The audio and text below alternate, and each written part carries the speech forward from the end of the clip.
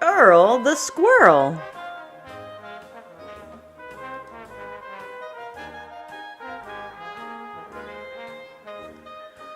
Early one autumn morning, a mother gray squirrel sat talking with her young son, Earl. "It's high time you went out and learned how to find acorns on your own," she said.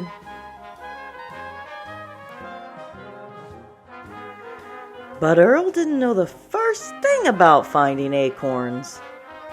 So away he sailed to visit his friend Jill.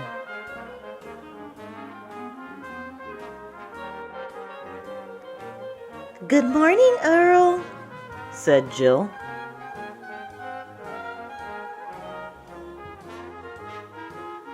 "Here is an acorn I saved for you." Earl was so pleased to have found such a big acorn so quickly. His mother would be happy. He twitched and twirled his tail, which was his way of saying, "Thank you very much."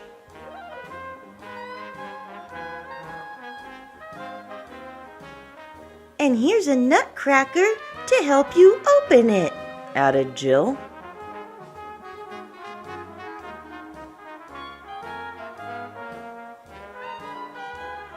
Earl scampered home, eager to show his mother what he had found. But when she saw him, she said, "Earl, come in here this instant. I want to speak to you."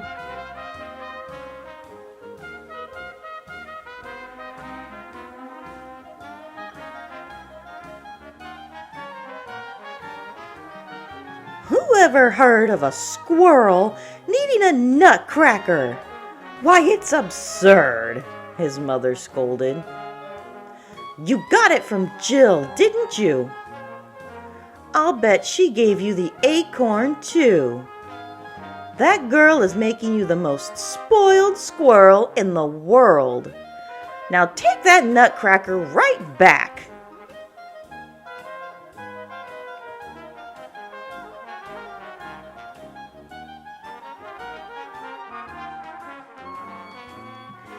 "You're back so quickly. And you didn't want the nutcracker? Well, never mind. I have an extra special present for you."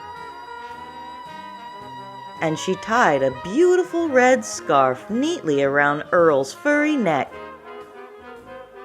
"I really made it for my doll," she said. "But he wanted you to have it."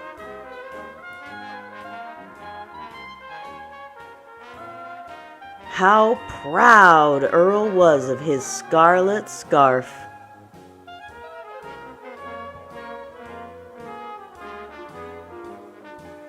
Back home he sailed with his tail all unfurled.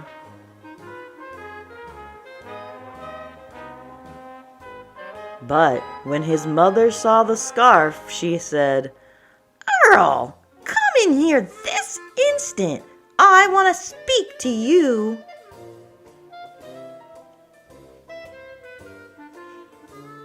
"Who ever heard of us needing something around our necks to keep us warm?" his mother fussed. "Now that girl has done it. You are the most spoiled squirrel in the world."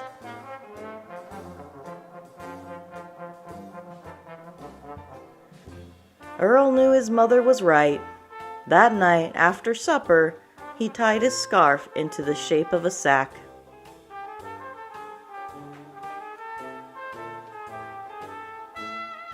While his mother slept, out he crept.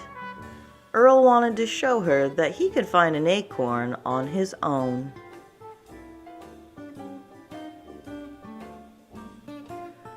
All night long, Earl searched in the bright moonlight, under rocks, up in trees.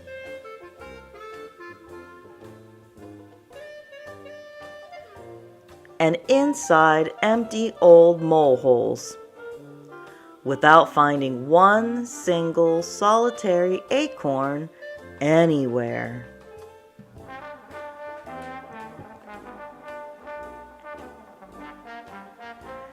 By morning, Earl was very tired. In fact, he was all worn out.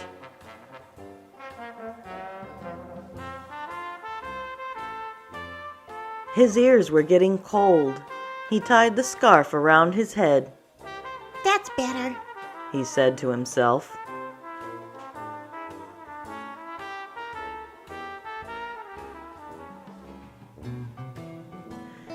Maybe that's an old squirrel hole for me to sleep in, thought Earl.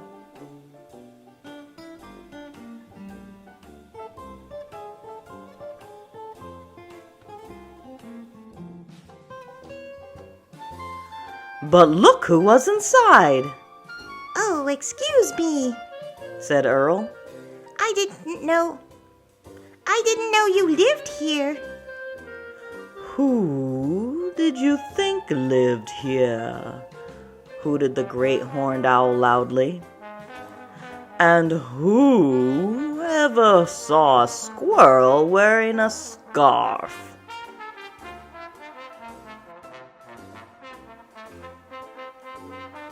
"My friend Jill gave it to me."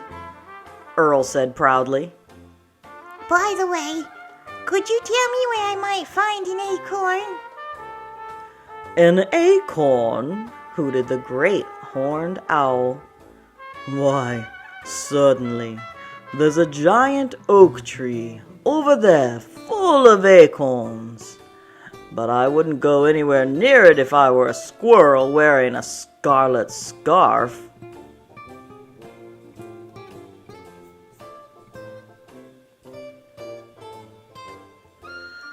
Conrad the bull would not like it one bit. You know what bulls do when they see red. They get awfully mad. But Earl didn't hear a word the owl said about the bull because he was already halfway over to the tree.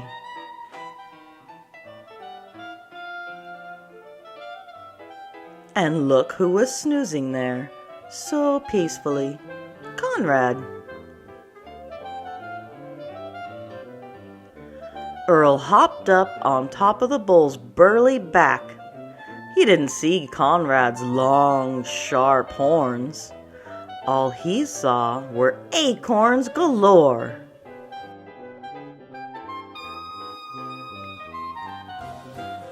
Who's that tickling my shoulder?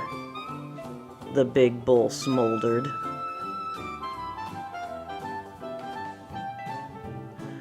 Earl didn't see Conrad's nose. All he saw was a great way to reach the acorns.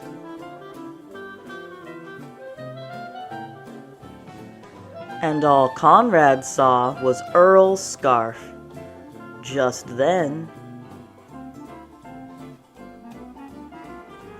Conrad got awfully mad.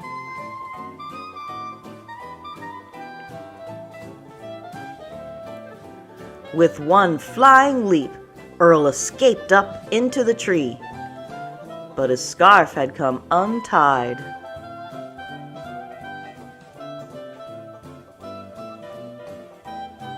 It slipped off his neck and it dropped.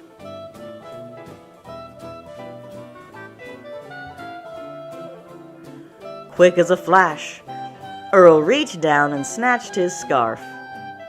"Don't you tear my beautiful present!" he shouted.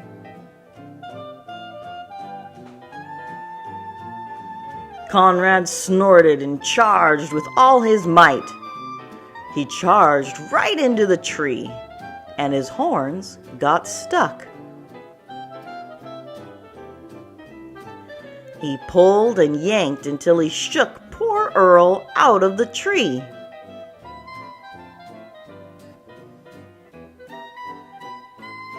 Along with hundreds of acorns.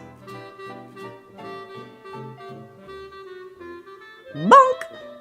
One fell right on top of his head. "Thank you, Mr. Bull," said Earl politely. "I didn't mean to put you through all this trouble. I needed only one acorn, but I guess I'll take 2. Tomorrow, I'll be back for more.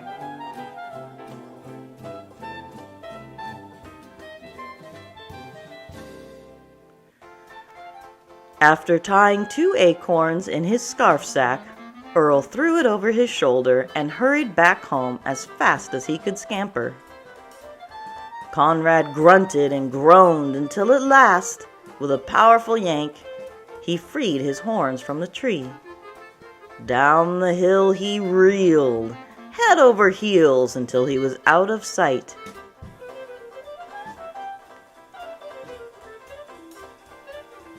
When Earl arrived home, he presented one of his acorns to his mother. She saw it and said, "Earl, come in here this instant. I want to speak to you."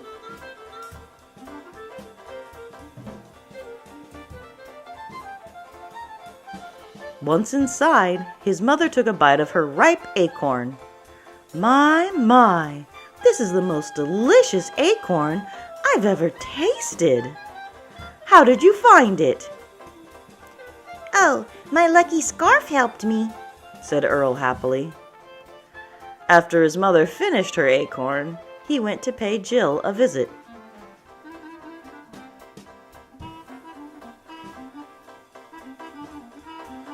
On the windowsill, sitting very still, was Jill's doll.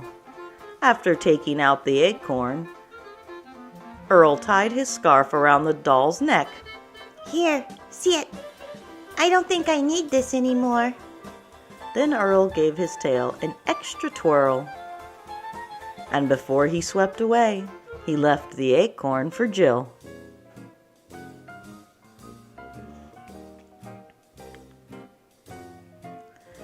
The next night, the moon was full, and Earl returned to the giant oak tree.